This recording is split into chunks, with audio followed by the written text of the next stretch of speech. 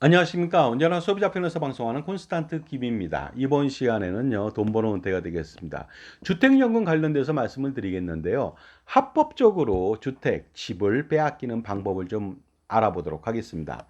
주택연금을 가입하게 된다면 매월 받는 연금액은 사실상 대출 금액이죠. 자기가 돈을 불입해서 받는 연금이 절대 아닙니다. 집을 담보로 해서 대출을 받는 것이 되겠습니다. 영목이지론이라고 말씀드릴 수가 있겠죠. 따라서 이자를 납부해야만 합니다. 그런데 주택연금에 가입하면 이 대출 금액을 매월 갚지 않아도 됩니다. 물론 이자도 갚지 않아도 되겠죠. 이 점 때문에 편안하게 자기 집에서 살면서 이자를 내지 않아서 좋다고들 합니다. 그래서 많은 사람들이 가입을 하는데요. 그것이 바로 독이 되겠습니다. 세상에는 공짜가 없는 법이죠. 이자는 나중에 정말로 엄청난 폭탄으로 돌아오기 때문에 그렇습니다. 하지만 편안함 대신에 반드시 치러야 하는 것이 있다는 점을 모르고 주택연금을 가입하는 것이 아닌가 생각이 듭니다. 바로 매월 이자를 납부하지 않아서 발생하는 엄청난 문제를 전혀 한 점도 인식하지 못하고 있다는 점이 바로 그 점이 되겠습니다. 이자를 내지 않으니까 어떻습니까? 이자에 이자를 내야 되는 월복리 폭탄을 맞는다는 그런 생각을 전혀 하지 않는다는 것이 되겠습니다. 그리고요, 주택연금 가입 시 이자 상승, 이자율이 조금만 상승하더라도 정말로 지옥문이 열린다는 그런 생각도 조차도 해보지 않는 것 같습니다.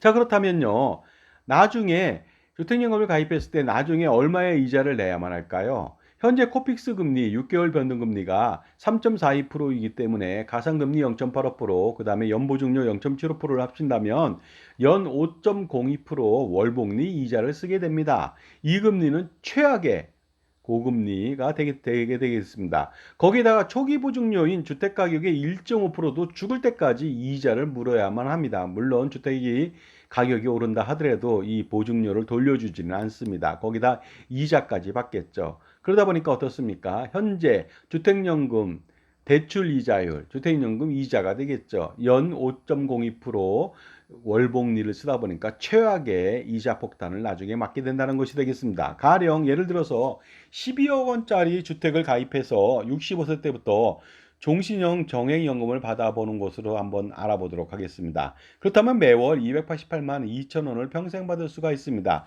그런데 이 돈도 놀랍지 않습니까? 전년도에는요, 295만 7천 원이었거든요. 불과 1년 만에 12만 5천 원이 감소됐습니다. 이거 말도 안 되는 거 아닙니까? 주택 가격은 지속적으로 상승하고 있는데요. 어쨌든 간에 매월 288만 2천 원을 평생 받게 됩니다. 그렇다면 기대 여명 동안 26년 동안에 받는다면 총 8억 9,918만 원의 연금을 받지만요. 이자는 놀랍게도 그것보다 훨씬 더 많습니다. 10억 1,223만 원의 이자를 내야만 합니다. 이렇다면 나중에 돌아가셨을 때 당연히 높은 이자 때문에 주택을 빼앗길 가능성이 높지 않을까요? 바로 배보다 배꼽이 더 큰 이자를 물어야 되기 때문에 그렇습니다. 자, 그런데 만약에 장수해서 36년 동안 연금을 받는다고 가정해 보면요. 총 연금액 누계액은 12억 4,502만 원을 받게 됩니다. 그런데 어떻습니까? 이자로는요. 23억 5,738만 원의 이자를 내야만 합니다. 이것은 배보다 배꼽이 더 큰 게 아니라 2배 가까이 더 많은 이자를 내야만 된다는 것이 되겠습니다. 이렇게 된다면 반드시 주택을 빼앗기게 되지 않을까요?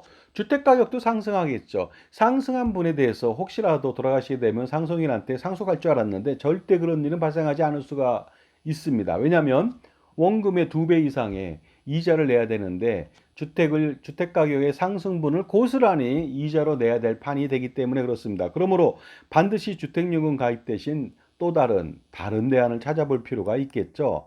정말로 주택연금 가입한다면요. 조기에 사망하는 것이 가장 행복할지도 모르겠습니다. 왜냐하면 적은 이자를 내기 때문에 그렇거든요. 장수하면 장수할수록 엄청난 최악의 연금이 된다는 것이 되겠습니다.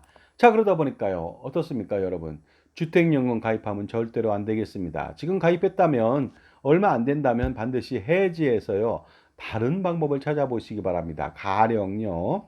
그 임대 수입을 노린다든가 임대 수입이 안 된다면 해당 주택을 팔고서 단독주택이나 다가구 주택을 사서 임대 수입을 노린다든가 그것도 안 된다면요.